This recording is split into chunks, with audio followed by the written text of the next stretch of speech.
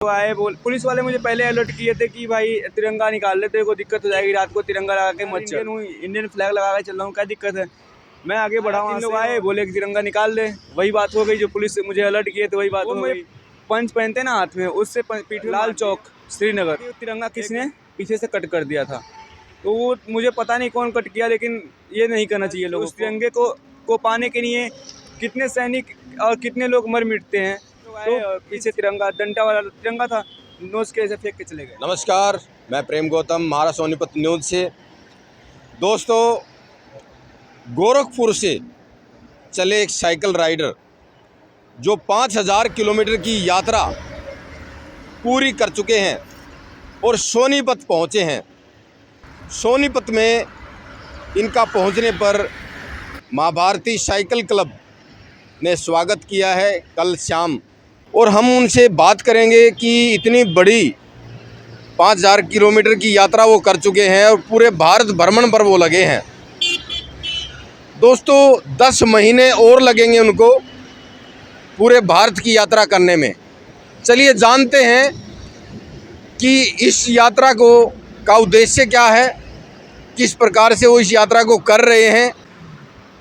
हाँ जी, नाम बताइए अपना। नमस्कार, सबसे पहले सबको गुड मॉर्निंग। और मेरा नाम शिवम पटेल, मैं महाराजगंज डिस्ट्रिक्ट के छोटे से गांव करौदा से बिलोंग करता हूं। और मेरा यात्रा 1 नवंबर शाम 3 बजे गोरखपुर से स्टार्ट हुआ था, और वहां से मैं चला उत्तराखंड के लिए। उत्तराखंड, हरियाणा, पंजाब, जम्मू कश्मीर, थोड़ा सा पार्ट लद्दाख साइड का थोड़ा टच किया। आगे का रूट बंद है, फिर वहाँ से वापस ही होना पड़ा।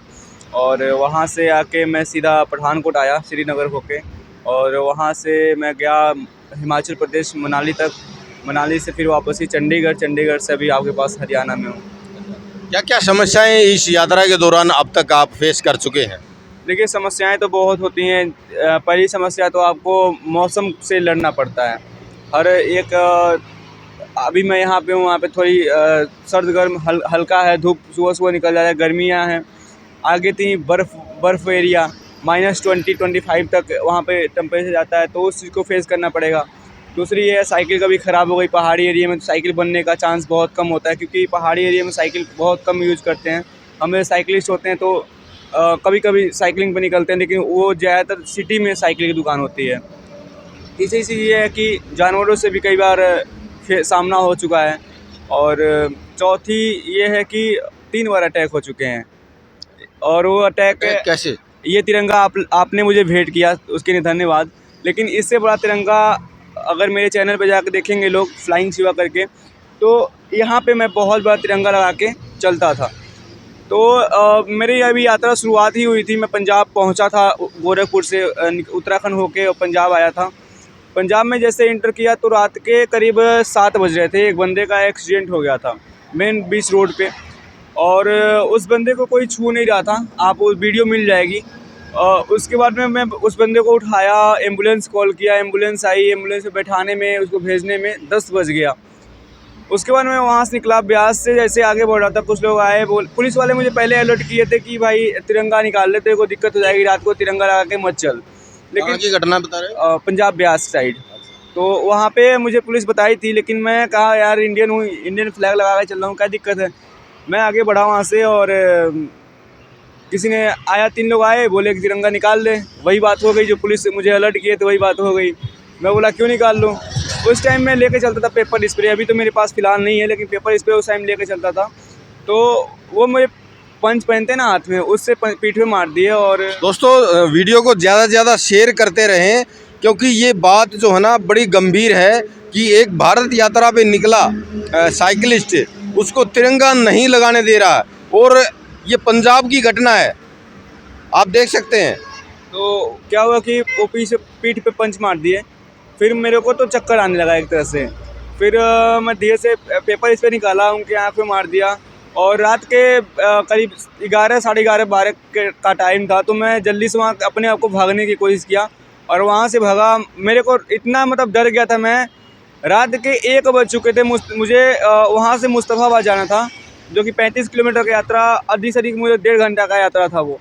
लेकिन उतना ही यात्रा करने में मुझे 1 बज गया, 1 डेढ़ बजे मैं पहुंचा। वो भी रास्ता एकदम दिमाग में समझ नहीं आ रहा मैं करूँ तो करूँ क्या। मैं भैया को फ़ोन किया, भैया आए हुए, बहुत सारा कुछ हुआ। उसके बाद में सुबह तब बाघा बॉर्डर वहाँ से गया।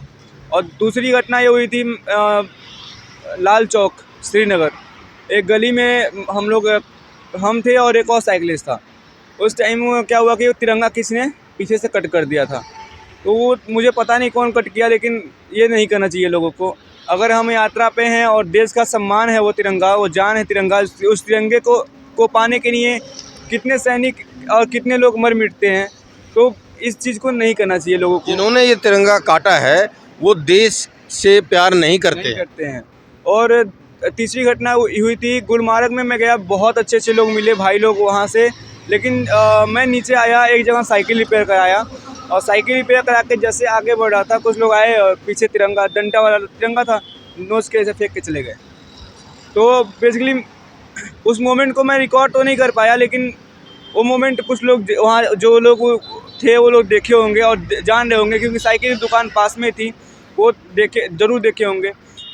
तो मैं सबसे यही रिक्वेस्ट करूँगा, अगर आप भारत में रहते हो तो भारत का सम्मान करना सीख लो। और मेरा मुहिम क्या है, मेरा मोटिव क्या है इस यात्रा के प्रति, आप देख सकते हो यहाँ पे लिखा हुआ सोल्जर रिस्पेक्ट, जो कि सैनिकों के सम्मान में मैं यात्रा कर रहा हूँ। पूरे भारतवर्ष के जितने भी सैनिक हैं उनके सम्मान में यात्रा कर रहा हूँ, उनको एक अपने तरह से इसके तरह सम्मान दे रहा हूँ। और दूसरी चीज़ ये है स्प्रेड ह्यूमैनिटी, जो कि आज मानवता लोग भूल रहे हैं, काफ़ी लोग मानवता को भूल जा रहे हैं। लेकिन मुझे नहीं लगता कि अगर यूथ तैयार हो जाए, यूथ हम जैसे लोग अगर उस चीज़ को फिर से डेवलप करने की कोशिश करें तो ये भूल पाएंगे लोग, क्योंकि हम ही नई पीढ़ी है, हम ही बदलाव कर सकते हैं, हम ही परिवर्तन कर सकते हैं। और तीसरी है सेव नेचर, जो कि हरियाणा, चंडीगढ़ इस साइड मुझे काफ़ी एक्टिव लोग दिख रहे हैं एग्रीकल्चर को लेके और पर्यावरण को लेके, खास करके चंडीगढ़ में मुझे बहुत अच्छा लगा जाके। और इस तरीके से पूरे भारतवर्ष में अगर हो जाए तो अपना कल्चर, अपना जिस नाम से भारत देश को सोने की चिड़िया मानी जाती थी, तो उस तरीके से फिर से एक तरह से मानी जाएगी। और चौथी ये है नशा इंडिया से दूर हो, क्योंकि नशा, वो जो लोग मुझे अटैक किए थे ना, वो भी नशे में ही थे। अगर वो नशा नहीं करते ना तो शायद वो नहीं करते, बच्चा छोड़ के ही छोड़ देते। लेकिन अब क्या बताएं, नशा तो एक तरह से शौक़ बन गया, अपने इंडिया में नहीं अलग कंट्री में भी एक शौक़ बन गया सबके लिए। नहीं तो उसको एक तरह से शौक़ की तरफ से ले रही है। तो आपकी उम्र कितनी है? उम्र कितनी? मेरी उम्र 18 साल है अभी। देखिए दोस्तों, 18 साल की उम्र में भारत यात्रा पे निकले हैं और 5000 किलोमीटर की यात्रा जो है ना ये कर चुके हैं। आगे 10 महीने की यात्रा इनकी और बाकी है और बहुत सारी परेशानियां, अभी तो शुरुआत है। जिस तरीके से इन्होंने अपनी यात्रा का शुभारंभ किया है, 10 महीने की यात्रा किस प्रकार से कैसे करेंगे जब 5000 किलोमीटर आपकी हो चुकी है? देखिए, आज तक तो बिना पैसे में यात्रा कर रहा हूँ। आज तक घर से वही कोई लिया आऊँगा, 5 से 7 हज़ार रुपये लिया आऊँगा। वो भी क्या करने के लिए, स्कूल की फ़ीस पे करने के लिए, रूम का रेंट पे करने के लिए, अपने खर्चे के लिए 2-3 हज़ार रुपये लिया आऊँगा, वो भी चलने के बाद। और आज तक मुझे ऐसा एहसास नहीं हुआ कि मुझे अगर ये काम करना है, मुझे पैराग्लाइडिंग करनी है, मुझे ट्रैकिंग करनी है या कुछ भी करना है तो पैसे की ज़रूरत है। बड़े बड़े होटलों में सभी जो भी फैसिलिटीज़ है सब लोगों ने प्रोवाइड किया। तो सबका मैं दिल से थैंक यू बोलता हूँ सबको। और मैं चाहता हूँ कि ये यात्रा मैं जो कर रहा हूँ, मुझे जिस तरीके से लोग सम्मान दे रहे हैं, मुझे जिस तरीके लोग कोऑपरेट कर रहे हैं, वैसे जो झुग्गी झोपड़ी में रहता है उसको भी कोऑपरेट करें। और आगे का यात्रा मेरा ऐसे ही चलने वाला है। गुरुद्वारा, मंदिर, आप जैसे लोग मिलते हैं तो सपोर्ट करते हैं, ऐसे ही मेरा यात्रा पूरा होने वाला है। बहुत बहुत धन्यवाद हमसे बात करने के लिए। आपकी पूरी यात्रा मंगलमय रहे, हमारी शुभकामनाएं आपके साथ हैं। तो देख सकते हैं आप, हम बात करवा रहे थे फ्लाइंग शिवा नाम से इनका यूट्यूब चैनल भी है, उसको भी आप सब्सक्राइब करें।